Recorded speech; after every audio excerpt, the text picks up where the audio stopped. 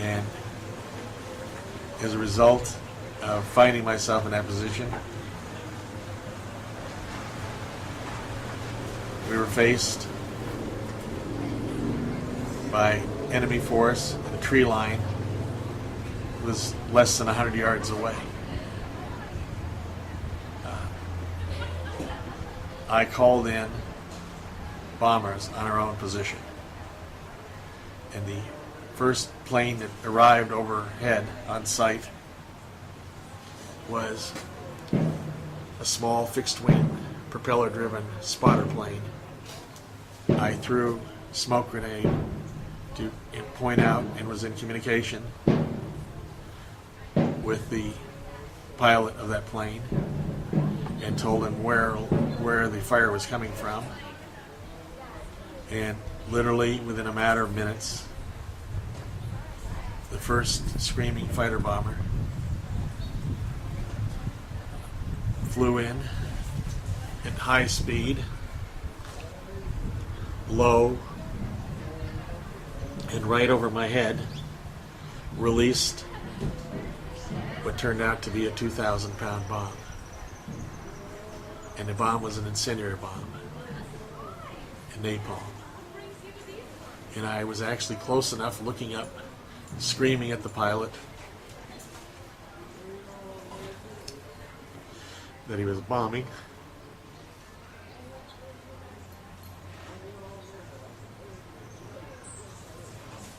American troops, and saw explosive bolts fly apart and a bomb released from the aircraft as it was turning into a climb.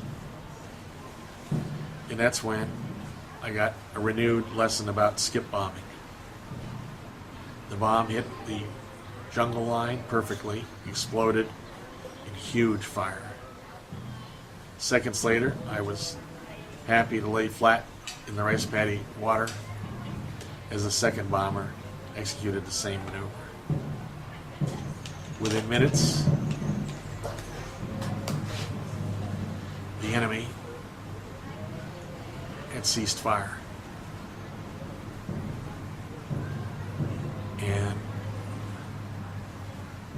within another maybe 10-15 minutes, all the units that were pinned down there were able to move out, including us. But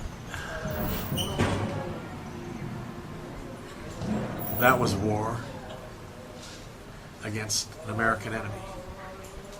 I did not believe, as of April 18, 1970, at no time before and at no time since, that the American people themselves are reasonable targets of the federal government's bombing, wiretapping, eavesdropping, assassination, and any other illegal activities violating the Constitution of the United States and our criminal code of justice in order to stifle dissent from our government. And on the 25th of April 1970, I got my chance to find out exactly what was behind the terrorist bombings that occurred in Seattle and thus other places in the United States, as I've read extensively in that period from March 3rd, 1970 to that date, April 18th, 1970. In my role as an undercover agent of the Federal Bureau of Investigation, I listened to the bombing of the Hardcastle Realty, a realty in Seattle's ghetto,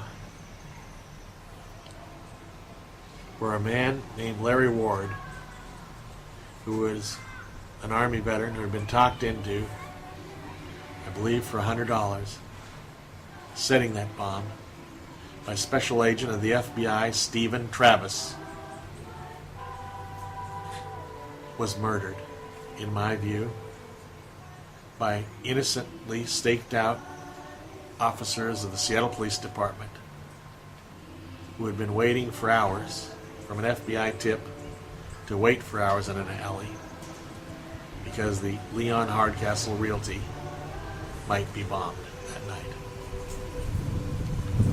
These two police officers in their stakeout car had been there for hours. And when you're staking out a site believed to be the subject of a bomb attack, that's not easy duty.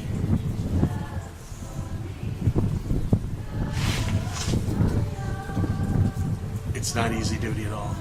And I knew the tension in these men as they sat there in their car, because they were also potential victims of bombing if a bomber spotted them and set the bomb under their car. But I sat and listened to the conversation of the two officers of the Seattle Police Department who had been duped into that activity by Stephen M. Travis. I believe it's M. Travis from memory, been a lot of years, of the FBI, special agent, or other Confederate in the FBI, other special agents of the FBI.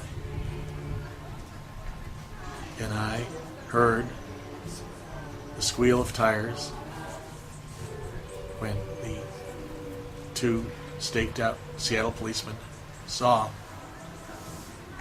a man approach the Hardcastle Realty with a package, fiddle with it, and set it down against the front door and run off. They caught up with the bomber on foot, who was on foot. They caught up to him and ordered him to halt and screamed he was under arrest, or words to that effect. The man turned back, I'm told, and I know he continued to run, and he was shot to death by a shotgun blast.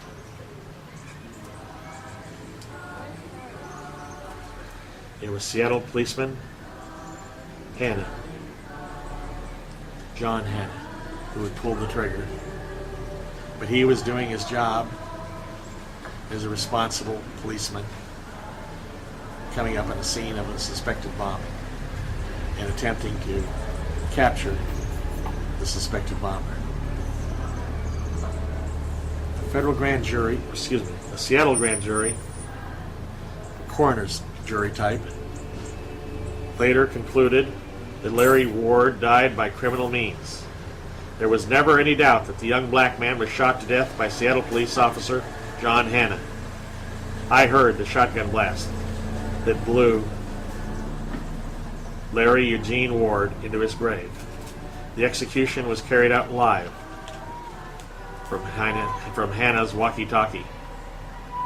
The only eyewitness to the incident testified to the King County grand jury that he had heard a shot run to the window of his home across the street from the shooting and watched Ward being pursued by an unmarked police car and saw Ward fall after the final gunshot blast. The Seattle Times. King County prosecutor Charles O'Carroll declined to press charges against the officer because he said there was insufficient evidence. Police reported they found the unexploded bomb near a doorway of the Hardcastle Realty at 23rd Avenue and East Union Street. There was never any serious dispute that Ward had been placing a bomb when he was interrupted by the squealing of tires with a staked-out patrol car hurtling toward him.